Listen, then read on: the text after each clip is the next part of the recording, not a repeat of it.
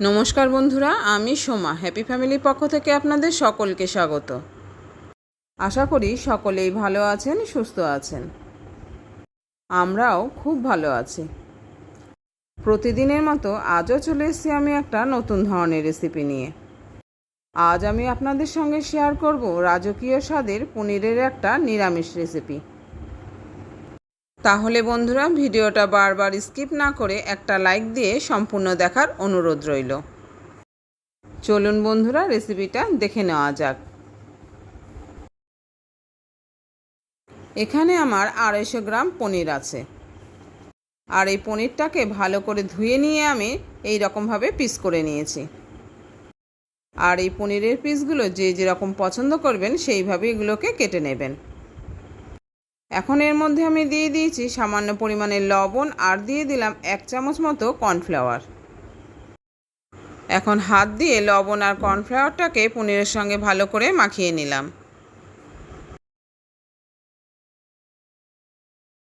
এই যে বন্ধুরা, কর্নফ্লাওয়ার দিয়ে পনিরগুলোকে কোট করা হয়ে গেছে। এখন এটাকে 10 মিনিট রেস্টে রেখে দিলাম। আর ততক্ষণে রান্নার মশলাগুলোকে আমি রেডি করে নিলাম। এখানে আমি ছোট একটা মিক্সি জারে 1 টুকরো আদাকে এরকম ছোট ছোট টুকরো করে নিয়েছি আর নিয়েছি 4টে কাঁচা লঙ্কা। খুব সামান্য পরিমাণে জল দিয়ে এখন এটাকে আমি পেস্ট করে নেব। এই যে বন্ধুরা, আদার কাঁচা লঙ্কার পেস্টটি আমার রেডি হয়ে গেছে। আমি কিন্তু খুব মিহি পেস্ট করিনি, এখানে একটু গোটা গোটাই আছে। এখন এটাকে আমি সাইডে রেখে দিয়ে আর একটা মশলা করব। আর একটা মিক্সি জারে আমি নিয়ে নিয়েছি 2 থেকে 2.5 চামচ সাদা তিল আর নিয়েছি 8-10টা কাজু বাদাম। এখানে কেউ চাইলে 1 চামচ পোস্তও দিতে পারেন। পোস্তটা আমার হাতের কাছে ছিল না, তাই আমি সাদা তিল আর কাজু দিয়েই করলাম। এরকম শুকনো অবস্থাতে একবার ঘুরিয়ে নিয়ে আমি এর মধ্যে দিয়ে দিলাম এবার 2 থেকে 3 চামচ টক দই। এই যে বন্ধুরা, টক দইয়ের সাথে দিয়ে দিলাম খুব সামান্য পরিমাণে জল। এখন এটাকে খুব মিহিভাবে একটা পেস্ট করে নেব। পেস্টটি এখন রেডি হয়ে গেছে।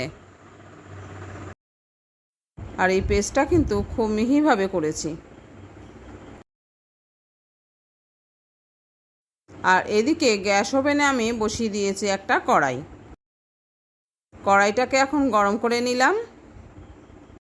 কড়াইটা এখন আমার গরম হয়ে গেছে। এখন এর মধ্যে আমি দিয়ে দিলাম পরিমাণ মতো সরষের তেল। কড়াইতে সরষের তেল দিয়ে তেলটাকেও গরম হওয়া পর্যন্ত আমি অপেক্ষা করলাম। আর এই রান্নাটা কিন্তু বন্ধুরা যে কোনো তেলে করলেই হবে। তেলটা গরম হয়ে গেছে। এখন আমি এর মধ্যে দিয়ে দিলাম কর্নফ্লাওয়ারে কোট করা পনিরের টুকরোগুলো।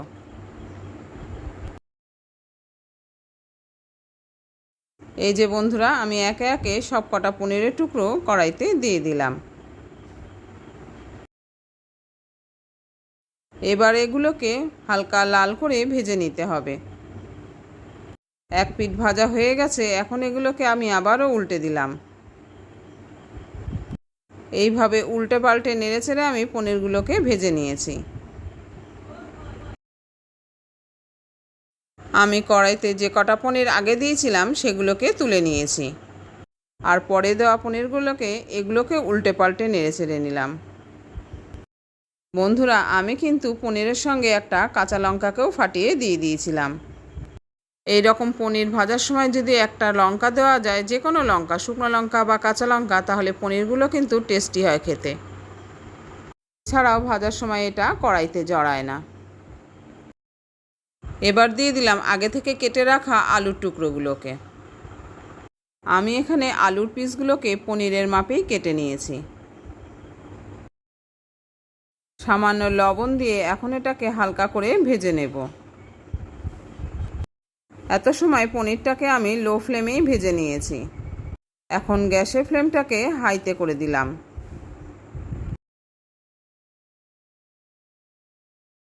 হাই ফ্লেমে 1 থেকে 2 মিনিট আলুগুলোকে নেড়েচেড়ে নিয়ে আমি আবারও গ্যাসের ফ্লেমটাকে লো করে দিলাম। এবার কড়াইতে আমি একটা ঢাকা দিয়ে দিলাম। এখন লো ফ্লেমে এটাকে হালকা করে ভেজে নিতে হবে। মাঝখানে বেশ কয়েকবার ঢাকা খুলে আমি আলুগুলোকে নেড়ে দিয়েছি। এখন আলুগুলো খুব ভালোভাবে ভাজা হয়ে গেছে। এখন আমি এর মধ্যে দিয়ে দিলাম আদা ও কাঁচা লঙ্কার পেস্টটিকে।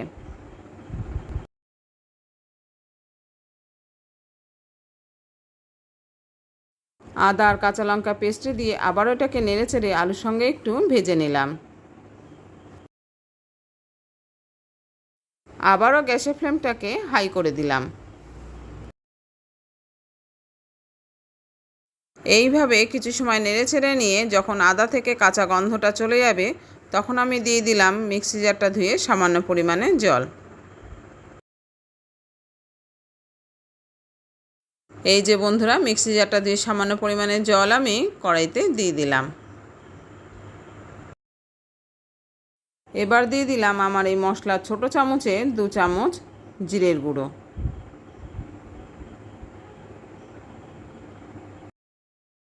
এবার এটাকে ভালো করে কষিয়ে নিতে হবে। রান্নার এই পর্যায়ে এসে আমি আমার সকল বন্ধুদেরকে একটু মনে করিয়ে দিচ্ছি যে বন্ধুরা যারা শুরুতেই একটা লাইক দিতে ভুলে গেছেন, অবশ্যই মনে করে একটা লাইক দিয়ে দেবেন। আপনার থেকে পাওয়া একটা লাইকের জন্য কিন্তু বন্ধুরা আমি সবসময়ই অপেক্ষায় থাকি। এদিকে এটা খুব ভালোভাবে কষানো হয়ে গেছে। এখন আমি দিয়ে দিলাম দ্বিতীয়বারে তৈরি করা মশলাটিকে। দ্বিতীয়বারে কাজু, তিল ও টক দিয়ে যে পেস্টটি আমি তৈরি করেছিলাম সেটিকে এখন আমি দিয়ে দিলাম। এখন আমি এটাকেও ভালো করে কষিয়ে নেব। বন্ধুরা, এই রেসিপিটা কিন্তু অসাধারণ হয়েছিল খেতে, আর যে কারণে এটাকে আপনাদের সঙ্গে শেয়ার করা। আপনারা কিন্তু অবশ্যই বাড়িতে এইভাবে একদিন পনির রান্না করে খেয়ে দেখবেন। যে কোনো নিরামিষ দিনে ভাত, রুটি বা পরোটার সাথে এটাকে খাওয়া যাবে। তো আপনাদের সঙ্গে কথা বলতে বলতে এটা আমার কষানো হয়ে গেছে। এখন আমি এর মধ্যে দিয়ে দিলাম মিক্সি জারটা ধুয়ে সামান্য জল। আমি কিন্তু আজকের এই রান্নায় হলুদের ব্যবহার করিনি। আপনারা চাইলে সামান্য পরিমাণে হলুদ দিতেও পারেন। এখন সামান্য পরিমাণে জল দিয়ে এটাকে আবার একটু নেড়েচেড়ে নিলাম। এখন গ্যাসের ফ্লেমটাকে আবারও হাই করে দিলাম। আর এখানে যেরকম গ্রেভি রাখবেন সেইভাবেই এখন জল দিয়ে দিতে হবে। এবার এটাকে হাই ফ্লেমে খুব ভালোভাবে ফুটিয়ে নিতে হবে। যেহেতু এটা নিরামিষ রান্না, তাই এখানে আমি 1/2 চামচ চিনি দিয়ে দিলাম। চিনিটা যেরকম মিষ্টি পছন্দ করবেন সেইভাবেই দেবেন। এবার দিয়ে দিলাম পরিমাণ মতো লবণ। আমার এখানে ঝোলের পরিমাণ কম মনে হয় আমি আবারও উষ্ণ গরম জল দিয়ে দিলাম। এবার এটাকে খুব ভালোভাবে নাড়িয়ে চাড়িয়ে ভালো করে ফুটিয়ে নেব। ঝোলটা এখন ফুটতে শুরু করেছে। ঠিক এই সময় আমি দিয়ে দিলাম ভেজে রাখা পনিরগুলোকে।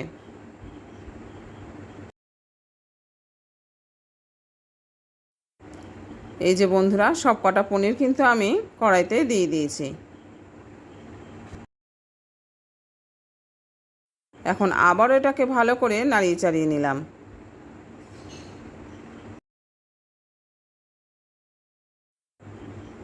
এই যে বন্ধুরা, এটা কিন্তু ফুটতে শুরু করেছে। এখন এটাকে খুব ভালোভাবে ফুটিয়ে নিতে হবে।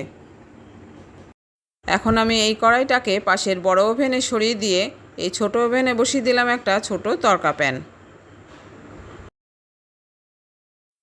এই যে বন্ধুরা, দেখতেই পাচ্ছেন এই ওভেনে আমি একটা ছোট তড়কা প্যান বসিয়ে দিয়েছি। এখন আমি এর মধ্যে দিয়ে দিলাম 1 চামচ বাটার। আর গ্যাসের ফ্লেমটাকে একদম লো করে দিলাম। আর এই গরম বাটারের উপরে আমি দিয়ে দিয়েছিলাম সামান্য হিং। তো এটা দেখছি আমার কিভাবে স্কিপ হয়ে গেছে। আর এখন দিয়ে দিয়েছি আমি কেটে রাখা টমেটো ও ক্যাপসিকাম আর 2টো গাছপাকা লঙ্কার কুচি। এখানে আমি ছোট সাইজের একটা ক্যাপসিকাম, একটা ছোট সাইজের টমেটো আর 2টো পাকা লঙ্কাকে এইভাবে টুকরো করে নিয়েছি। এখন সামান্য লবণ দিয়ে এটাকে একটু নেড়েচেড়ে নিলাম। বন্ধুরা, এখানে আমার সামান্য একটু ভিডিও কিভাবে স্কিপ হয়ে গেছে বুঝতে পারিনি, আপনারা একটু মানিয়ে নেবেন। আর পাশের ওভেনে এটা কিন্তু অনেকটাই শুকিয়ে গিয়ে গ্রেভিটা কমে গেছে। আলুও খুব ভালোভাবে সেদ্ধ হয়ে গেছে। আর এখানে টমেটো ও ক্যাপসিকামও নরম হয়ে গেছে। এবার এই ভাজা টমেটো ও ক্যাপসিকামকে আমি দিয়ে দেবো এই গ্রেভির উপর।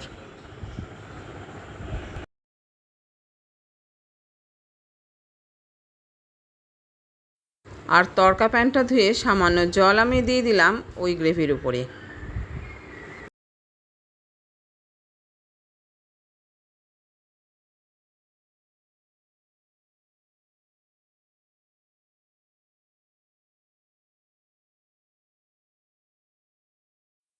এবার 2 মিনিট ফুটিয়ে নিলেই রেডি আমাদের আজকের রাজকীয় স্বাদের পনিরের নতুন রেসিপি।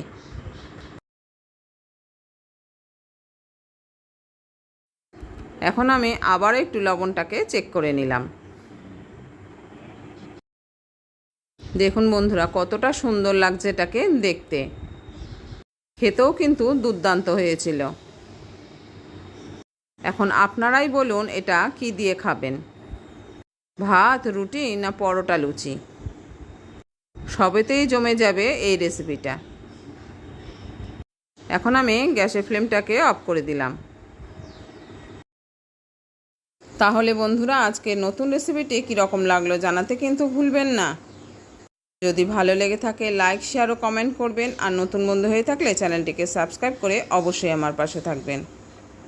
সাবস্ক্রাইব করার সময় পাশে থাকা বেল বাটনের অল অপশানটা কিন্তু সিলেক্ট করে রাখবেন। তাহলে যখনই কোনো আমি নতুন ভিডিও আপলোড করব সঙ্গে সঙ্গে তার নোটিফিকেশান আপনি পেয়ে যাবেন। আর আপনি আপনার সময় মতো সেটাকে দেখে নেবেন। তাহলে আজ এই পর্যন্ত বন্ধুরা, দেখা হচ্ছে পরের ভিডিওতে অন্য কোনো রেসিপি নিয়ে। আপনারা ভালো থাকবেন, সুস্থ থাকবেন।